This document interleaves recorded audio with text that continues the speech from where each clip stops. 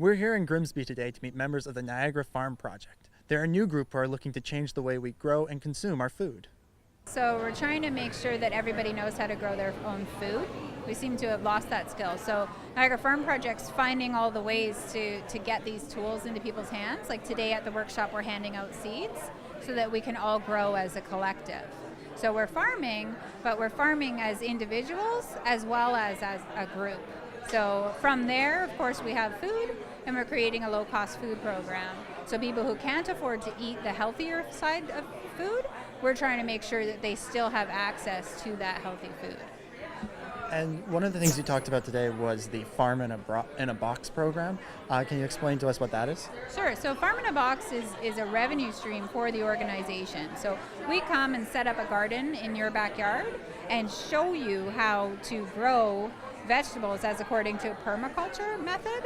And so we're teaching you how to grow your own food, but we're also saying, well, if you have too many tomatoes, you could give those back to us at the end of the season, and all of that food goes into the food program for us. So it's a revenue stream, but it's also, again, another way for us to educate Niagara region. Besides the health benefits of eating locally, there's a positive economic impact as well. But if we're not growing our food, that means that our habits include going to the grocery store. And the grocery store has everything pre-packaged, and it's not necessarily from your local region. So our money is escaping our region just from each of us having our individual habits, right? So if we can create another distribution channel for local food, we have a way to not only drop the price of that food, but make sure that a small-scale economy has it feeds itself. Naturally speaking, it feeds itself rather than the money escaping out. The Niagara Farm Project broke the day into two parts, beginning with a beekeeping workshop with Kaleb Schriefer. So backyard beekeeping is basically just having a beehive in your backyard. We're not talking about a commercial apiary with hundreds and hundreds of hives. It's one or two hives that a hobby beekeeper can sustain and manage in their backyard.